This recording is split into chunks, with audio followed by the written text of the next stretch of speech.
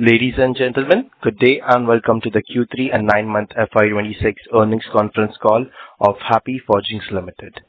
This conference call may contain forward-looking statements about the company which are based on the beliefs, opinion and expectations of the company as on date of this call.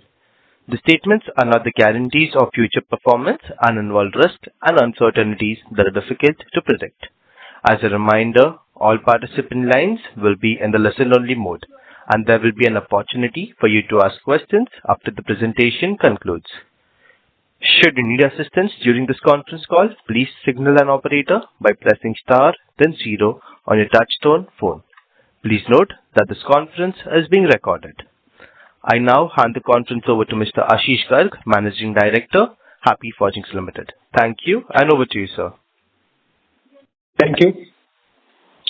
Good morning, everyone, and thank you for joining us today for the Q3 FY26 earnings call of Happy Forgings Limited.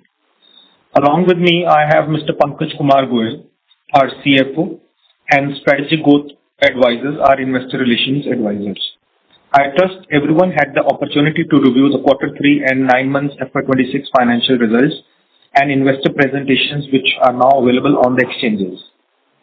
I am delighted to share that we continued with a strong growth trajectory in the third quarter and 9 months of fiscal year 2026. We delivered a robust operating and financial performance. In Q3 and 9 months FY26, the revenues continued to scale up and profitability showed a clear improving trend. We have successfully navigated a period marked by softening steel prices, a challenging macro environment, including weak global demand and geopolitical events, while maintaining a positive growth momentum, improving profitability, and further strengthening our balance sheet. Importantly, during this period, we have invested meaningfully to build capacity and lay the foundation for future growth. And we have done so without straining the balance sheet. This was enabled by our robust business model, efficient working capital management resulting in strong cash generation, allowing us to fund growth initiatives while preserving financial strength and flexibility. For the third quarter, the company delivered an all-time high performance across revenue from operations, gross profit, EBITDA and PAT. And we achieved the highest ever EBITDA PAT margin during the quarter. Profitability growth outpaced the revenue growth with PAT increasing to 22.3% year-on-year. This was driven by robust value add as reflected in higher gross margin and operational efficiencies. For the 9-month period, revenue touched 1,122 crores with a PAT of 218 crores, demonstrating a resilient and a consistent performance given the macro environment. Importantly, the sequential improvement witnessed in Q3 over Q2 reinforces the growth momentum in the business, and if this trend continues in Q4, it positions us well for a strong close in FY26. On the margins front, I would like to highlight that our EBITDA margins reached a new high of 30.8% in the quarter, and for the 9 months period crossed 30%. While this represents a meaningful improvement over last year, margins can vary from quarter to quarter as raw material prices, capacity addition and business mix evolve.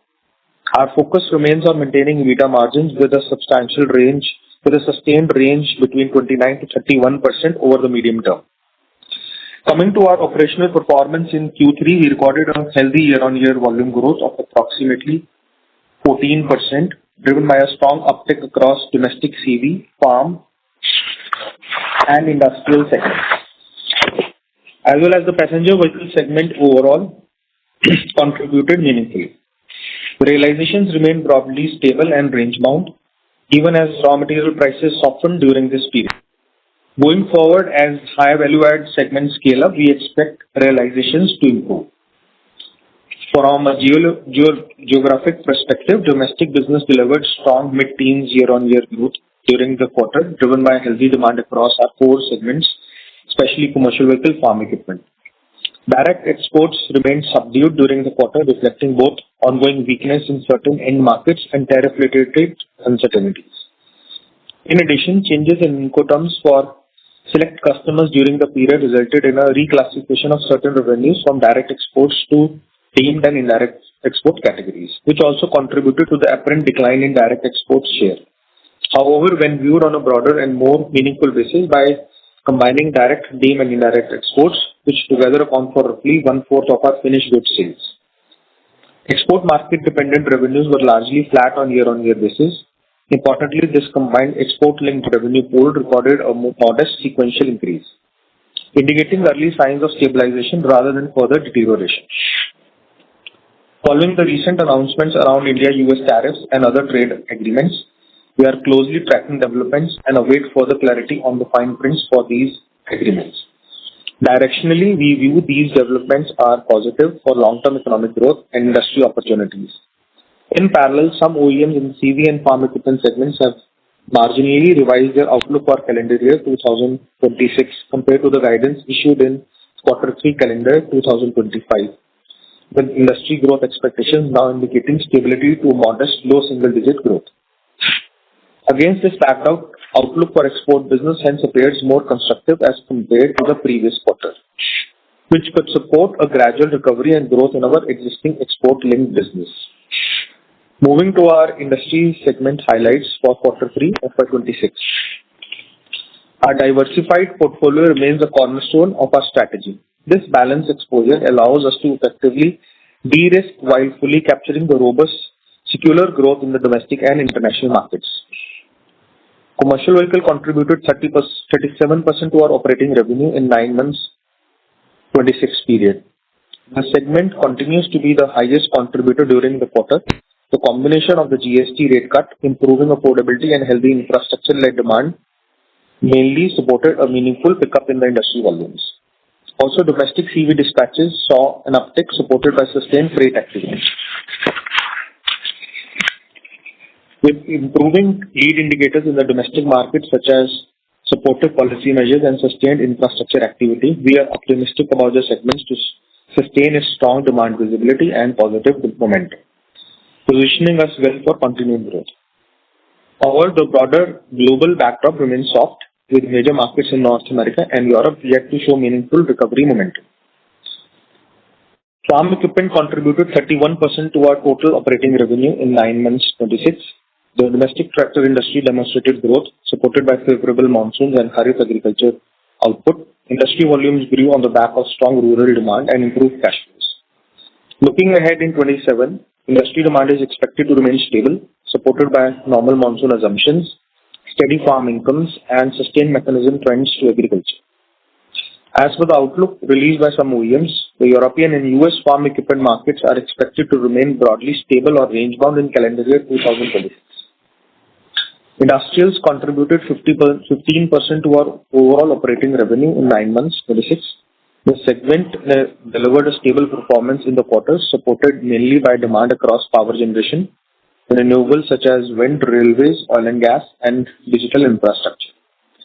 Overall, the outlook for this segment is positive given the rapid expansion of India's data center ecosystem, solar and grid capacity additions, rail modernization, and maintenance cycles that are likely to continue support order flows. Off-highway contributed 12% to our operating revenue. Amid broader category weakness, the domestic off-highway segment saw softer year-on-year basis. Slower project awards, particularly in roads and highway and other infrastructure segments along the land acquisition approval-related delays, moderated the pace of project execution. This impacted equipment demand during the period. Industry conditions in Europe and US remained challenging during this period. Passenger vehicles contributed 5% to our total revenue in 9 months 26. The passenger vehicle segment continued to perform well and now contributed close to a mid-single-digit share of revenues. We have strong visibility on incremental business in this segment and expect this contribution to scale meaningfully in the over the next few years.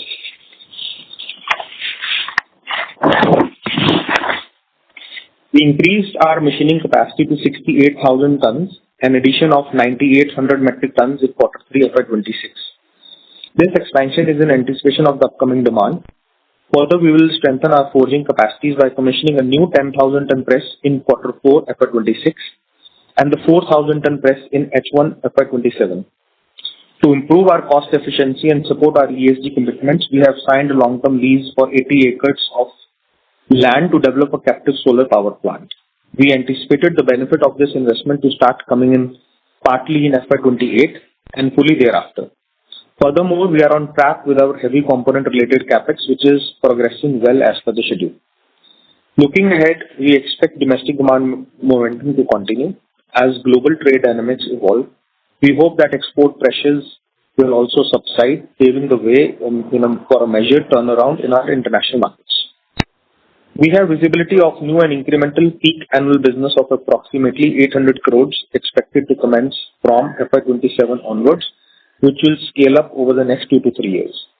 This includes incremental revenues from heavy component CapEx lines.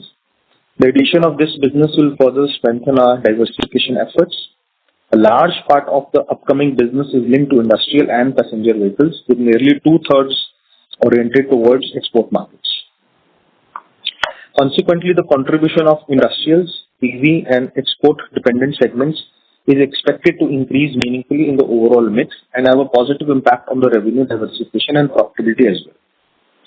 I'll now invite our CFO, Mr. Pankaj Kumar Goyal, to share a detailed breakdown of our financial drivers and offer further analytical color on our Q3 and 9 months performance.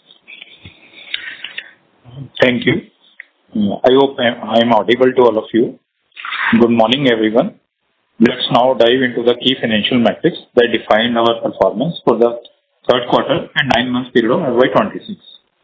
We recorded revenue from operation of 391 crore for Q3 FY26 and 1122 crore for 9 months FY26.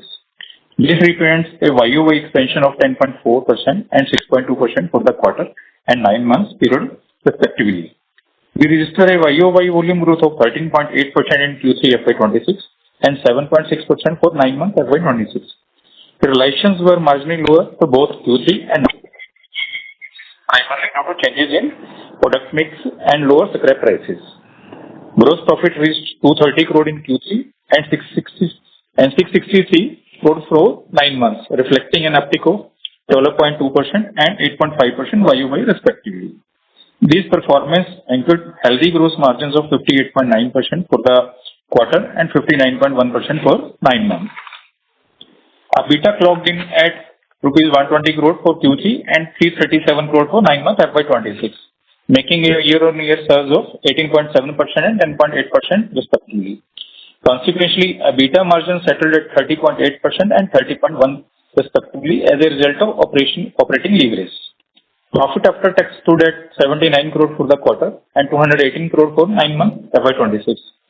This reflects a significant YOY growth of 22.3% for Q3 and 11.8% for 9 months on an adjusted basis, with PAT margins holding firm at 20.2% and 19.4% for Q3 and 9 months respectively.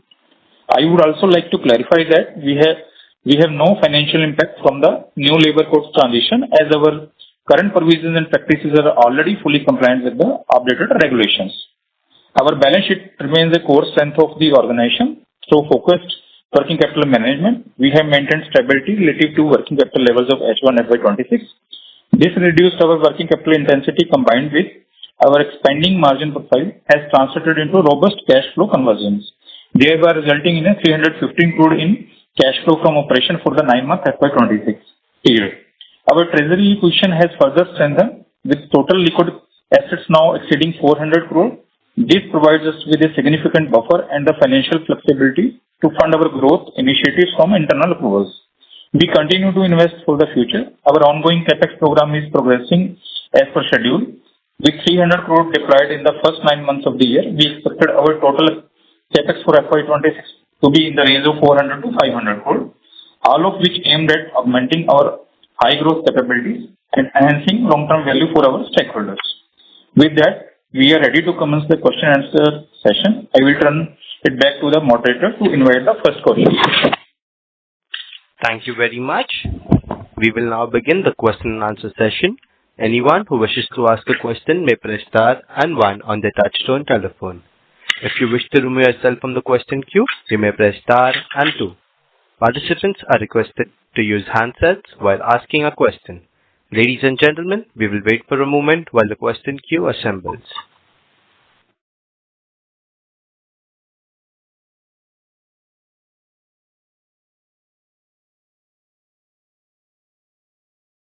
The first question is from the line of Preet Pitani from InCred AMC. Please go ahead.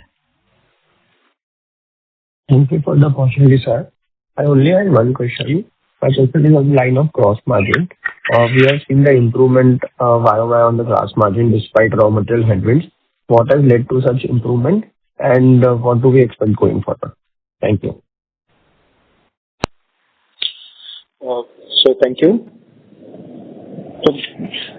Gross margin improvement trend has improved over the last several years. It is improving year on year. This largely on account of the product mix changes which is happening, and whereas the new product introduction is at better realization rate, which is kind of improving the overall average for the realizations. And this is despite the falling raw material prices that has happened in the last 1.5 to 2 years. Going forward, we expect this momentum to continue as well on a medium-term basis, as our export share will improve and also the industrial business will improve going forward. Just a follow-up on that.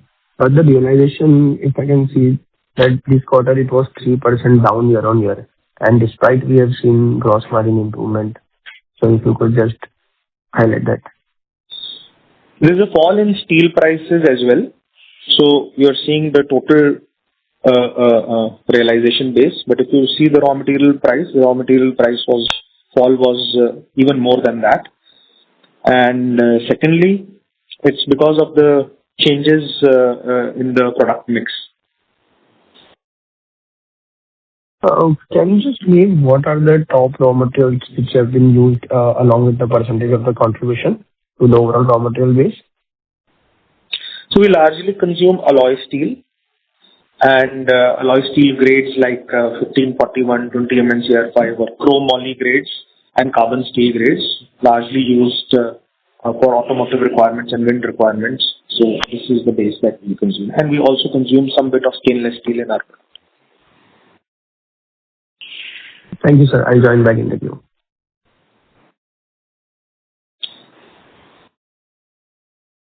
Thank you. The next question is from the line of Mihir Vora from Equirus.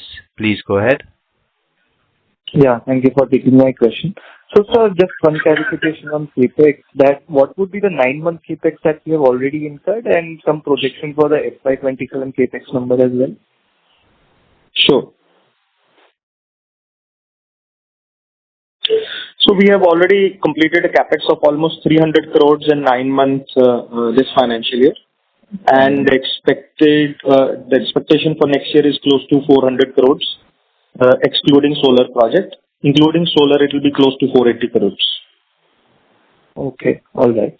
Okay. The next one is, basically we saw a good decent growth in the industrial segment here, which you mentioned in opening remarks was driven by the domestic part of it. But here, can you throw some more light on what kind of components are we basically giving into the railway segment, which you mentioned here, and some more light on the components in the industrial part? So railway is a very small segment for us. We produce piston pins for loco application where we are import substitutes.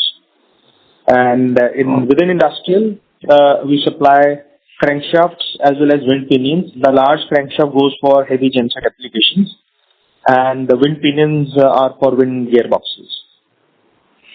Right. Okay. And sir, lastly, on the order book front, which you have mentioned around 800 odd crores, which also includes the heavy engineering part. But here, are we seeing some incremental orders like previously? I think we had mentioned a confirmed order of 100 odd crores. Do we see any more confirmation here in the heavy engineering segment? So on the heavy engineering, particularly on the large crankshaft family, we have close to 180 crores of signed orders right now.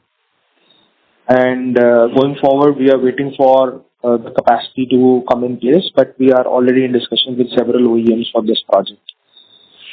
But as the timelines are very close by, so I think the real marketing will start around June, July, because we expect equipments to reach in the plant. And that will be the time when, we can actually demonstrate our capabilities once the infrastructure is built. So, when do we expect that plant to be utilized at a fair level? Like, will it be in FY28 or 29? So some bit of utilization will start coming from FY28, largely from FY29. Okay. That's all from my side. Thank you. Thank you. The next question is from the line of Joseph George from IIFL. Please go ahead. Hi, thank you. I have two questions. One is, when I look at your capacity numbers that are given in the PPT, your forging stand at 127K and machining stands at 68K. Could you give us a sense of where these numbers will end at the end of FY27? Yes. So FY27 will be looking at forging capacity of 150,000 tons, and the machining capacity is around 82,000 tons. Okay, and this obviously doesn't include much of the heavy engines capacity or heavy components capacity. No. So, that will probably come in. So and when that'll come in FY28, and when that then we'll end closer to 200,000 in terms of forgings. Around 180,000 on the forging side, and around 90,000 in terms of the machine capacity. Understood. Thanks. The second question that I had was on gross margins. You mentioned that your initial comment had a reference to raw materials, etc. What I want to understand is, isn't the price of steel a complete pass-through under your contract with your customers? That is one. And second is, we have seen currency moving all over the place, be it Euro INR, USD INR. What are the implications for these currency movements for your profitability? So I'll take with the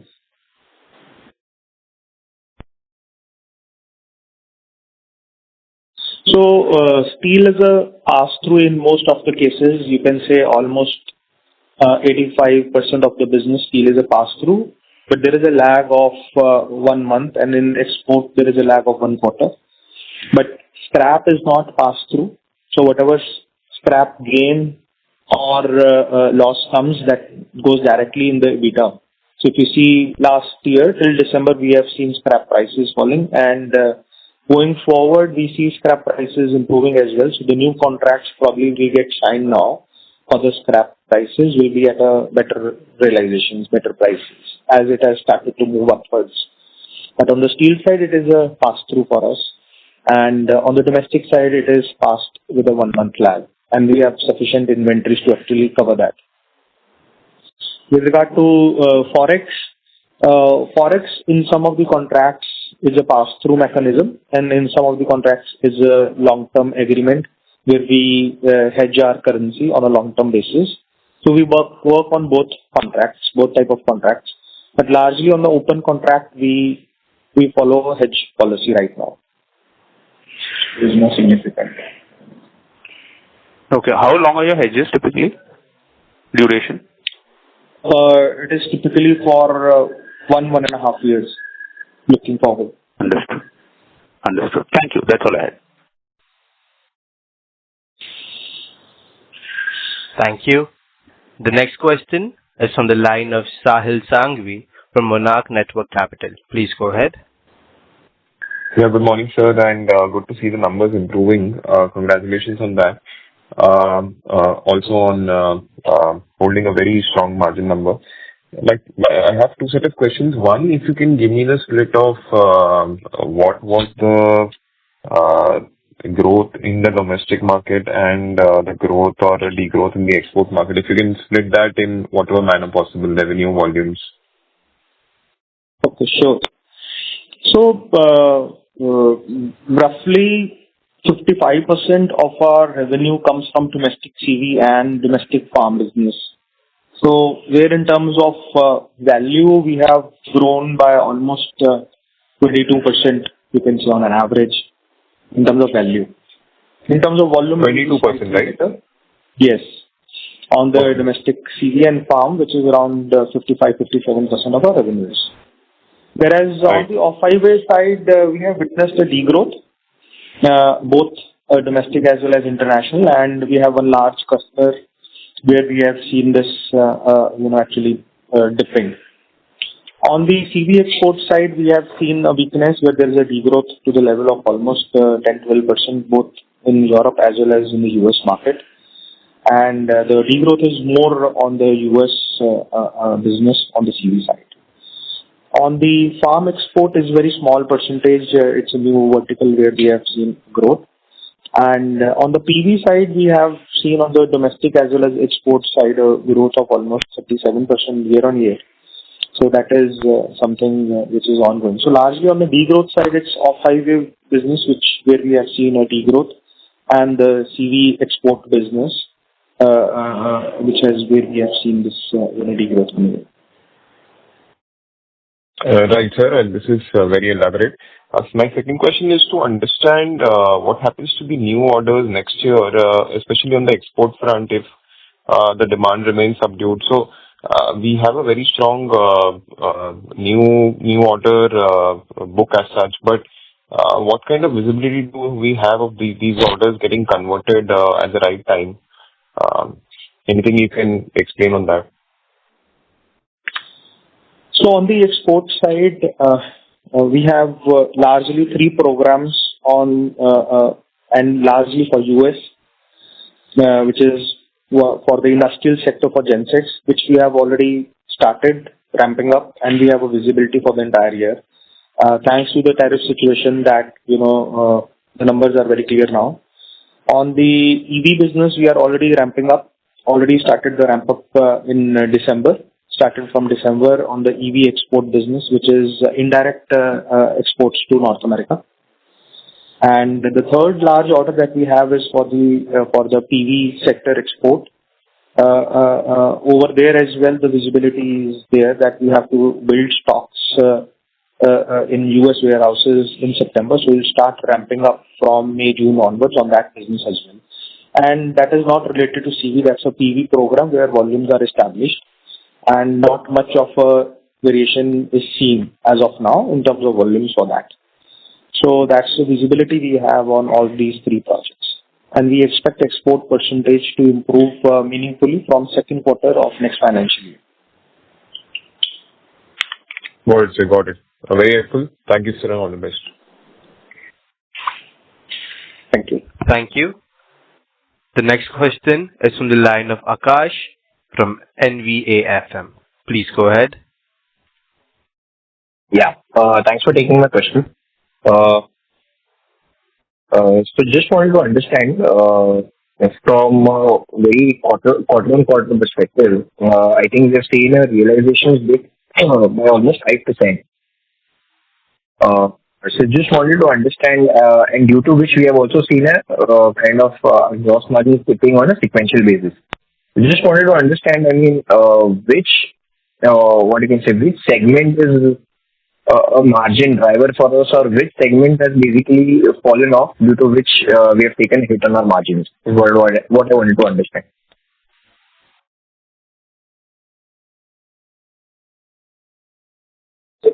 So I am just not clear with your question. Can you just repeat once again? You are asking that realization. Can you just come once again? Yeah, sure. So, sir, we have seen our realizations dip by almost 5% on a sequential basis. I don't think steel prices have fallen much on a quarter-on-quarter basis. Yeah. So what I wanted to understand is which segment is basically hitting us in terms of gross margins and realizations. So basically, it has not gone down. You can say that because of the product mix changes, we are seeing this largely on account of increased sales on the forged products to the tune of almost 1.5-2%. We are seeing this. On the other side, again, the cost is also less because of more of forged product sale. And that has also resulted in improvement in margin, and that has happened because of the product mix. Even though there is a realization change is there, but if you look at the cost, sequentially cost has also gone down. Yeah, so that's what I want to understand that for the product mix part, basically we have a higher set of realizations and margins in which segment? Is it industrial, CV? And that basically is... It's an industrial export business which has picked up, which is largely very heavy components that we are exporting, which are largely on a forged nature of products, where the realization is not similar to crankshafts, is less than that. Over there is an increase, but yes, relatively the cost is not the same. So at least sequentially, if you see, there is cost increment has not happened, but even despite of that, there is an improvement in overall margin. Understood. And sir, I think to an earlier participant question, you explained with the volume growth across all segments except for industrial. So on a YY basis, industrial has seen how much growth? Volume growth? Just a sec.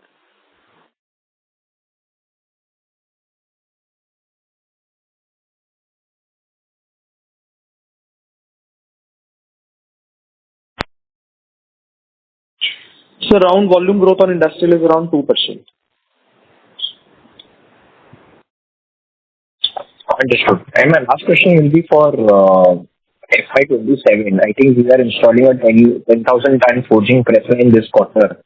So would like to understand what, for which components, which segment are we installing that, and basically what new programs are in place or new orders will start for us incrementally in FY27. And for which segments? Yeah, that's it. So we have already started ramping up on some of the industrial businesses on this line, and this will contribute on the industrial as well as on the CV side. And we've started ramping up from our 8,000 ton press line, and we expect to reach peak capacity utilization on 8,000 ton very soon. And that is the reason this 10,000 ton press line was planned. So the incremental volumes on the industrial side as well as on the CV side that we are looking from some of our customers on the domestic business will clearly come out of this press line.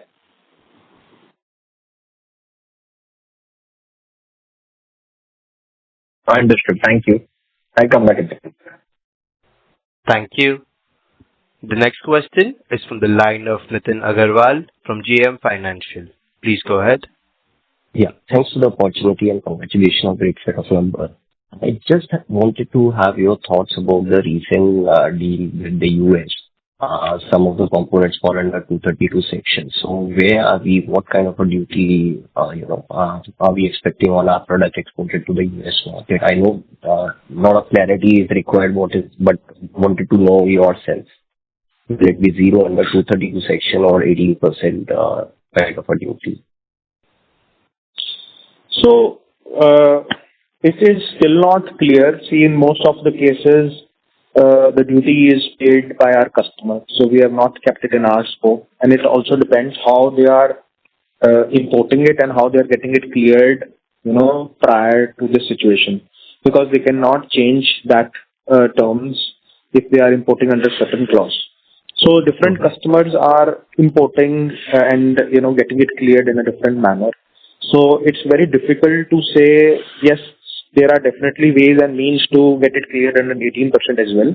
But we are aware that, not many are doing that right now. So we still have to see that, how there will be more clarity coming in on this, I think, in next 1 month's time. But it's not in our scope. Okay.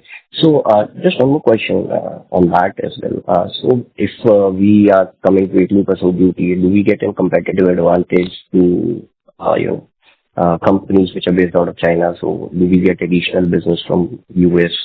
Any sense on that? You are right. India will be at an advantageous position, if you compare it with China as well as Brazil, because a lot of forged and machine components of this size are actually coming out of Brazil in the US markets. Brazil today is at 50% and so is China. So India will get the benefit of this. And on one of the industrial projects, which the supply chain is in China, so we will be seeing, business increasing in this part. Okay. That's really helpful. That's it from my side. Thank you. Thank you. Participants who wish to ask a question may press star and one on their touchtone telephone. The next question is from the line of Aniket Mhatre from Motilal Oswal Securities. Please go ahead. Hi, sir. Good morning. Thank you for the opportunity. Just quickly on the, you had indicated incremental order wins of 8 billion. By when do you expect to reach this number? Good morning, Aniket. Almost 80% of the business, 80-85% of the business is to be delivered in the next 2 years. And accordingly, the ramp up and the capacities are planned for those businesses. And regarding the high horsepower, which is around 180 crores out of this 800 crores, which will come, some bit of it will come in FY28 and balance will go in 29. And largely, you can say around 620 crores of the business is across the other range of sectors, which will be delivered, which will start ramping up and start, executing these numbers in next, 18 to 20 months. So by FY28, we should expect 80-85% of this 8 billion to be executed? Yes. Understood. I got it. The other question I had, sir, was on your, again, from a margins perspective. Basically, you had indicated that from Q2 of FY27, exports will start ramping up, right? I mean, as a general thumb rule, we understand exports will be higher margin. So is it fair to assume that margins can continue to gradually inch up as our mix improves in the coming years? So, Aniket, as we are already at a very strong range of numbers, definitely some improvements will come. So we can say that, we'll be range bound 28 to 32%. And also on the realization bit and, as we will be start exporting, yes, some improvements will happen over there as well. Scrap prices also we are seeing improvement, which will also drive, some improvements over there. And thirdly, with regard to the solar project which is coming up, we expect,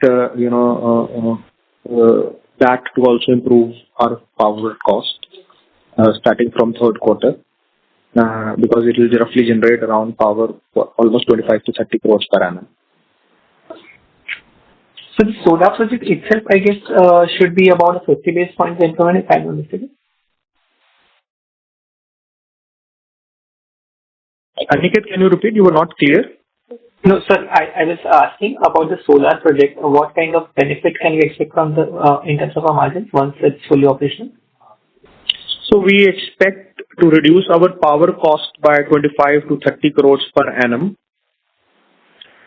So, which is a substantial cost reduction that we'll be seeing on our power bill on an annualized basis. Understood. And how are steel prices? I mean, we are hearing steel prices are again inching up. Are we seeing that in our grade of steel that we use for our raw materials as well? So the alloy steel market, actually, the settlement happens with a lag, and sometimes settlement happens with a retrospective date. So large OEMs like Tata Motors actually decide on this alloy steel pricing. It is not like the daily price movement that happen. On the daily price movement levels, on the ingots and also on the TMT rates, it is already clear on the charts that the steel prices have started moving up. Also on the scrap prices. So we can say that yes, the settlement that will happen will also drive the alloy steel prices. But as of now, it is not settled. So when the settlement happens, it could be retrospective that happens from 1st of Jan. But yes, definitely it looks like that the cycle is now started even on the commodity side, which will probably, be there for next 12 to 15 months. And sir, what is the kind of increase we are seeing for our grade of products for steel? So Aniket, it is still not settled. It could be in a range of 3 to 4 rupees a kg. But it all depends on the primary steel producers and Tata Motors to settle it. Because once it is settled for at least 1 or 2 quarters, because the changes will not happen in between. But roughly, you can say 3 to 4 rupees is expected to go up. That can happen from 1st of April, or some bit of it can pass on from 1st of Jan. That's not clear. Understood. Just my final question on exports. I understand just correct me if I'm wrong, about 50% of our exports mix comes from CVs, right? And roughly about 1% from farm equipment. Could you help us understand what is the mix for industrial exports and OHV exports and EV exports? Yes.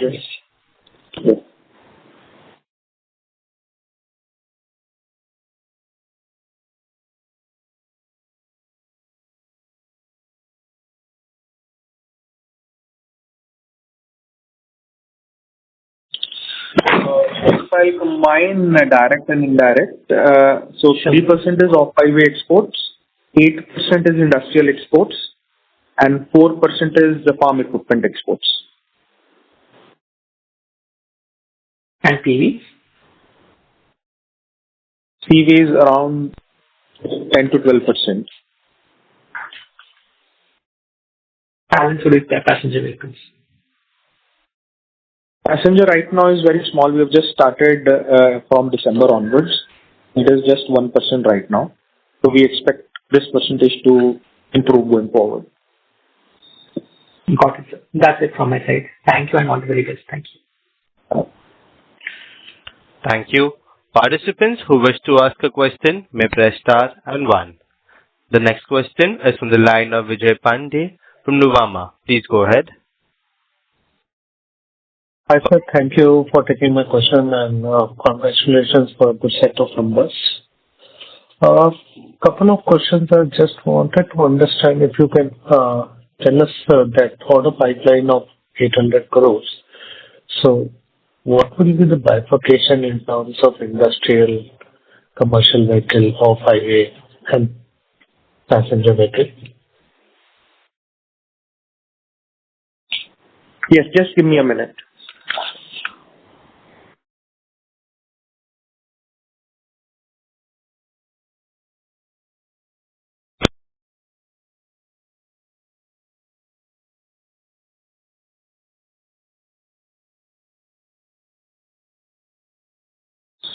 So it is roughly around 24% coming from passenger vehicle, 27% coming from commercial vehicle, 44% from industrials, and 4% from farm equipment. Okay. Okay. Secondly, so recently the Volvo in their conference call or in their earnings release, they have increased the guidance for calendar year 26. So just wanted to understand Volvo trucks. So just want to understand how do you see the outlook? Are you seeing some improvement in Europe and US market on the CV side? Because some of the OEMs are increasing their guidance, especially for Europe. On the guidance side, when we have reviewed, there is a slight improvement, what they are showing. So, okay. Europe heavy duty, we are seeing close to 10%. 10,000 percentage. And any improvement on the North America? Roughly around 10,000, yes, roughly around 5% forecast increase is there for Europe for CV for next year, this calendar year. So are we seeing that in our orders also or our sales also? See, sir, there we maintain min-max levels for European OEMs, and we still have to see that movements coming in because there will be inventory which we are kind of reducing because of last year. Once we see that uptick, we will see. But right now, on the CV side, till the numbers that we have till June with us reflect slight improvement, but not much of an improvement we are seeing over there. But definitely, yes, over last year, we see some improvement on those numbers as well. On the off-highway side, we are seeing on off-highway side and industrial side, we are seeing some improvements. We have the forecast for the entire year, which definitely shows a better number. Thank you. That's pretty helpful. So the new CapEx, so that plant that will become operational in FY28. So what will be our forging and machining capacity for that? Yes. So forging capacity will improve from 150,000 tons to 180,000 tons, so roughly increment of 30,000 tons in terms of the forging capacity. And in phase one, as there are two large machining lines planned, for FY28, there is first machining line will come, which will add additional 5,000 tons of machining capacity. And FY29, there is another machining capacity which is planned. So roughly 10,000 tons of machining capacities will also increase by FY28 and 29. Combined, or 10,000 each year? No, sorry, 5,000 tons each, because this is for the particularly for large high horsepower crankshaft, but we also plan to sell semi-machined products or other machined products which are not in crankshaft applications, especially on the wind side, which are in discussions. And relatively, the capex for those programs will not be same. Will be much lesser. The machining capex will be will coming at lesser price. Sure. Thank you, sir. Thank you. And all the best for upcoming quarters. Thank you. Thank you. Thank you. Participants who wish to ask a question may press star and 1. The next question is from the line of Mitul Shah from Phantomat Financial Services. Please go ahead. Yes, sir, thank you for the opportunity and congratulations for a very strong performance, particularly record high margins in this tough business environment. Sir, I have two questions. First one is on US side, considering of course it's too early, but in last few days, this revised duty structure, are you getting any sense or any initial discussion with a very high level of inquiries or very strong traction? So, Mithil, a lot of the inquiry flow was already there, but yes, the decision making was not happening. The last 6-8 months, everything was stuck, particularly on the farm side where we are seeing relative weakness. And the idea was to cut cost for the North American OEMs. So over there, we have started our discussions. And again, on the PV side, for our existing customer base, where we already have programs, we are in discussions for southern and other activities also. So definitely, interactions have started now, and we are hopeful that the conversion of business will also happen in this year. Could be much faster. And assuming that latest revised duty structure remains there, and considering all our peers are sizable in terms of the US contribution, where do you see our US revenue 2 or 3 years down the line as a percentage of overall business?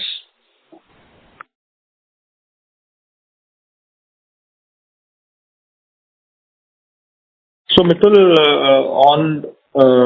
so right now we are around 7 to 8% on direct and indirect business to US. This will definitely, inch up to 15 to 16% going forward. And the meaningful increase will come from PV and PV programs that we already have, and for which we are plan to ramp up very soon. And also on the industrial side, which will come at a medium-term basis. Yeah, but sir, actually the CV cycle seems to be bottoming out globally now after almost 1.5 to 2 years slowdown. So don't you think CV would be bigger trigger compared to PVs or farm? So these are completely based on the new project wins and the new orders which we have. And on the CV side, we don't have much of a business in North America right now. And we still have to see. But right now, on the CV side, there are excess inventories which are in place. So the flow of new businesses on the CV side is very less. Post this correction, probably we'll have to see, because definitely there will be shift from China. and we can see more opportunity on the CV side as well. So lastly, one clarification on this solar project. As you said, next year, Q3, it will become operational. So when can we expect fully operational, that 25-30 CR benefit on annualized basis? Would that be from Q3, Q4 next year, or it will take another year or so? No, once the facility is started, Mithul, we can reach the ideal generation levels within 10-15 days. Just that October to February or mid-Jan period is a winter period in North India, where generation is relatively lesser. But yes, you can see that we can start producing peak units from mid-February onwards on the plant. And it will kind of peak out, because summer months will definitely have higher units. But yes, the plant, once the plant is operational, then within 10-15 days, we can reach up to the optimum generation capacity. Yes, sir. And this is the entire is for captive use. Yeah. And related to that, in FY28 or 29, this solar would be how much portion of the overall contribution of power requirement? So in FY28, because FY28 we expect the entire utilization for this to come. As there are no more further questions from the participants, I now hand the conference over to Sir Ashish Garg for the closing comments. Thank you, and sorry, participant, for the technical issues. To conclude, our performance through Q3 and 9 months of FY26 reinforces the strength of our core fundamentals and our growth strategy. In a dynamic landscape, our focus remains on leveraging advanced engineering capabilities and operating scale to deliver consistent outcomes. Looking ahead, continued investments in capacity and deeper customer integration will drive sustained long-term value creation. We thank you for the continued trust in Happy Forgings Limited. It's a privilege to have you to join us for an insightful discussion. We believe to have addressed your queries satisfactorily. However, we welcome any further engagement through an IR team.